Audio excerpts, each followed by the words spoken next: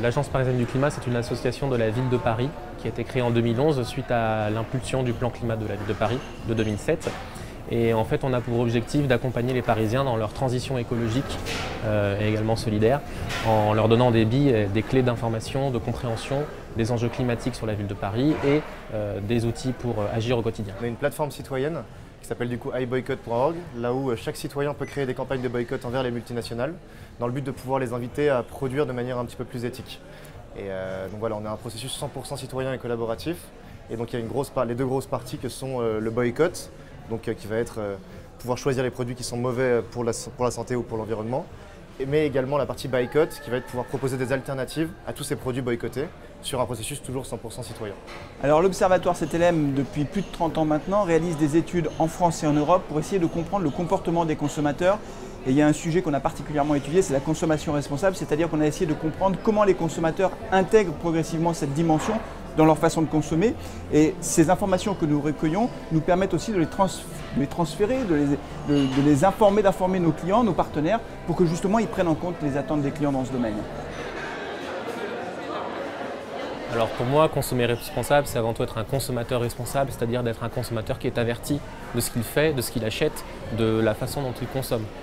Ça veut dire par exemple d'aller regarder ses compteurs d'électricité, ses compteurs d'eau, de gaz, de regarder les emballages de ses produits, de se renseigner en fait sur l'impact de sa consommation et de son mode de vie au quotidien. Je dirais que consommer responsable, ça inclut plusieurs facteurs qui vont être de savoir consommer responsable pour soi, pour nous, l'ensemble du monde et pour la planète. Donc ça va être avoir conscience que chacun de mes actes a un impact sur le monde, que ce soit au niveau environnemental ou au niveau social. Et du coup, il faut savoir pouvoir discerner un petit peu ces différents impacts et savoir où est-ce qu'on peut agir de manière concrète. Alors consommer responsable, ça veut dire qu'en tant que consommateur, on essaye d'intégrer des éléments de choix, des critères de choix qui sont autres que le prix ou la qualité, qui sont les deux principaux critères. Ça veut dire qu'on va essayer de prendre en compte la dimension environnementale, savoir comment sont fabriqués les produits que l'on va acheter. Et puis, pas que la dimension environnementale, il y a un élément qui est très important, c'est la dimension sociale. C'est dans quelles conditions sociales sont fabriqués les produits que je vais acheter. Est-ce que ce sont par exemple des enfants qui fabriquent les produits ou pas? Et pour pouvoir faire son choix de façon éclairée, le consommateur a besoin d'avoir des informations parce qu'il ne peut pas le deviner de lui-même. Donc la consommation responsable, c'est prendre des critères autres que le prix et la qualité.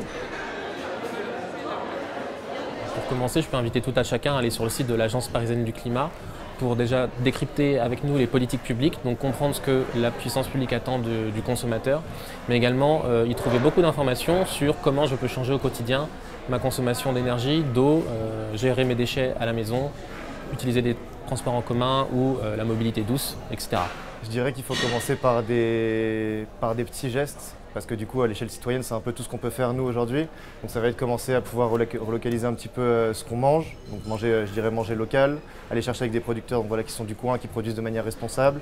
Si on choisit de manger de la viande ou non, savoir comment ça a été élevé, savoir avec quoi ça a été nourri et comment ça a été abattu ensuite. Enfin voilà, c'est prendre un peu en considération tous ces éléments-là et donc du coup voilà, essayer de, pour moi, relocaliser la production et favoriser un petit peu les circuits courts. Alors quand on souhaite changer sa consommation, il faut commencer par des choses assez simples en réalité et des choses que l'on arrive à faire d'un point de vue financier. Si on se fixe des objectifs qui sont inatteignables en se disant par exemple je vais consommer que des produits bio dès demain, en réalité très vite la réalité financière par exemple, mais même la réalité du quotidien va prendre le dessus. Donc il faut commencer par prendre des bons réflexes au quotidien et faire perdurer ces réflexes. Et puis il y a un élément qui est super important aussi, ce sont les enfants. Les enfants ont une conscience de la protection de l'environnement qui est nettement supérieure à ce qu'on imagine et les enfants peuvent être moteurs aussi dans ces transformations-là et il faut tout petit les habituer justement à adopter les bons gestes, que ce soit à l'école ou que ce soit à la maison.